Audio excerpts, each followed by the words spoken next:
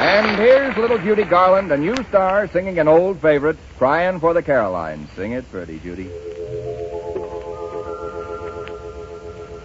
Can't you hear me calling Caroline? Caroline, Caroline.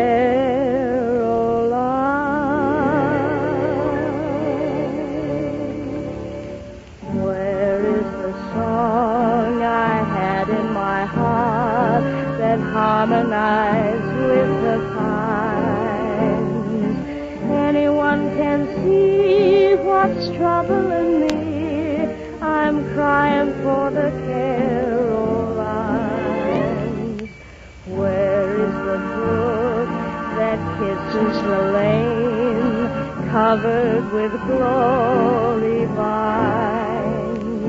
Anyone can see what's troubling me. I'm crying for the Carolines. How can I smile mile after mile? There's not a bit of green here.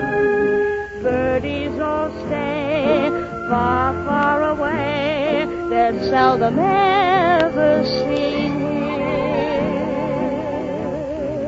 Where is the one that I used to meet down where the pale moon shines? Anyone can see what's troubling me. I'm crying for the Carolines.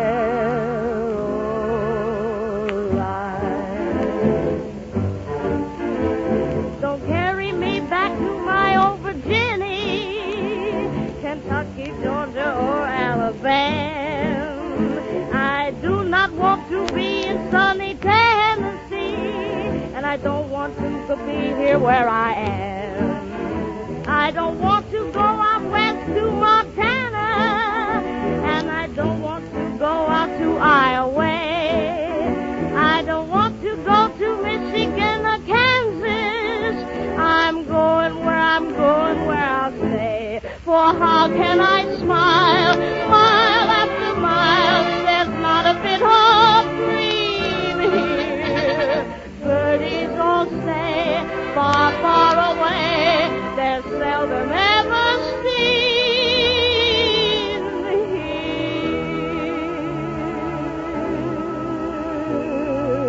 Where is the one that I used to meet down where the pale moon shines?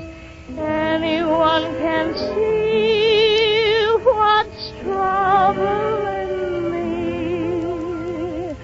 I'm crying, crying, crying for the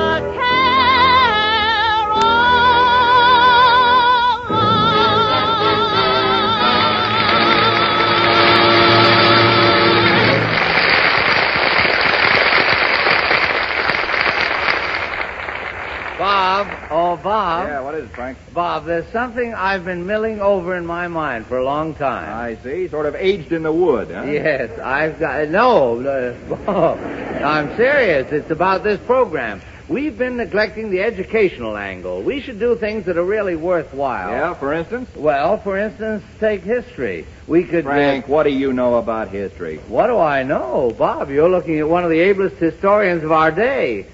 I have scouts hiding in all the libraries just picking up data. And a few telephone numbers on the side. Your scouts dig up anything good today, Frank? They certainly did, Bob. Now, don't let this get out, but do you know what George Washington's men said to him when they crossed the Delaware? No, what'd they say, Frank? They said, "Sit down, George, you're rocking the boat." You see? You could ask me anything. Morgan, the historian, huh? Well, now, let's see. All right, what happened in 1812? In 1812. Wow, what a wild party. I know. I was right next door in 1810. There was a little blonde who kept... Frank, stop it. What? 1812 was the year Napoleon retreated from Moscow. Oh, yes, of course. I remember, just as it happened yesterday. Napoleon, he said to me, Frank, Frank, what are you talking about? That was 126 years ago. For hell, how time flies. Say, Bob, that's quite a coincidence you're mentioning Napoleon. You know my little nephew? Yeah, the one who writes those crazy sketches? Yes. Well, don't tell me he's Napoleon. No, Bob, don't be silly. His brother's Napoleon. Napoleon Morgan. We call him Nappy for short. Sometimes when we're in a hurry, we just call him plain Nap. Yeah, well, that must save quite a bit of time. Yeah. But, Frank, what's your nephew got to do with history? Well, that's what I've been leading up to in my subtle way. My nephew has written a play all about Napoleon Bonaparte. Uh-huh. You play Napoleon, I suppose. Well, I'm certainly not the type for Josephine. That reminds me. Fanny. Yeah? Fanny, can you do a French dialect? Vive la France! Yeah. Well, that's splendid. You play the part of Josephine, my wife. Is there a part for me? Certainly. You're my chancellor. Now, let's see. What was his name? Talleyrand. Oh, a fan dancer? No, not Sally Rand, Talleyrand. Oh. Well, I still like the fan dancer idea. I've got a... Oh, yes. Wilson, you're just in time. I have a great character part for you. A character part? Say, that's great. Yes, you're a musician for a change. You're the leader of Napoleon's army band. Do we swing? Yes, at the finish, we hang you and 6 saxophone players. Now, Bob, you just read the introduction just as my nephew has it written there. Yeah, okay. Please. When the curtain goes up, there is Josephine, the emperor's wife, in the castle. Talleyrand is approaching her. All alone, I'm so all alone. All alone, I'm so all alone. Oh, am I alone? Ah, Your Highness. Looks like I'm not alone. Hello, Talleyrand. How goes it with you? I'm glad you're feeling better, Philly. What do you hear from Napoleon? He's not doing so well with the Russians, Your Highness. They're losing. But good. That's good. That must be Napoleon now, back from the battle. The horse. Quick, Talleyrand, the window. Where's my telescope? Yes, here they come. They're 1.5 miles away. Now they're 1 mile away. At the 3/4. And here comes Napoleon on the outside. On stage hand. Now he's at the castle gate. He's in the courtyard. He's running up the stairs. He's coming up in his stocking feet. And here he is now. Open the door. Open it. It's me, Nappy. Napoleon. Oh, Josephine. Nettie. Oh, Josie. Yeah, nuts.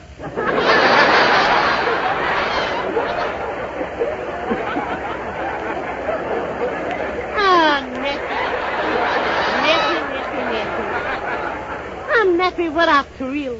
I wasn't expecting you till Monday. And here it is only Saturday, and you're home already, my little petit potato. Oh, is today Saturday? Yeah, all day. Goody. Tomorrow, funny papers. You certainly are sight for sore articles, ma chérie. Yes. You haven't changed a bit. I see you're still wearing your hat sideways. Yes, military strategy, my dear. The enemy never knows which way I'm going. How did you fare in the battle with the Russians, my sweet Rue de la Paix?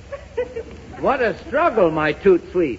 Freezing weather and terrific odds against us. But that's where this little corporal's military strategy came to the fore.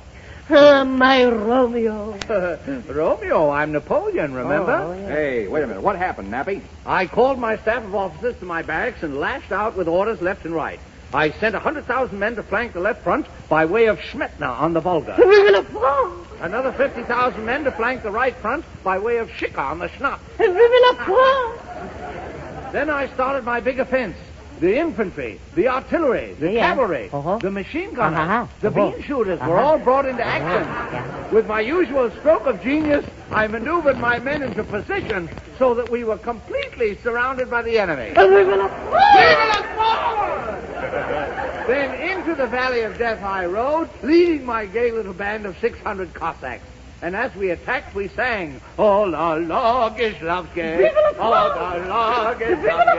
Oh, la, Wait a minute now, Frank. You were leading the 600 Cossacks? Well, yes, in a way. They were chasing me. But there again, I outsmarted them. I escaped by disguising myself with a clean shirt and a beard. Then I swam the English Channel, and here I am.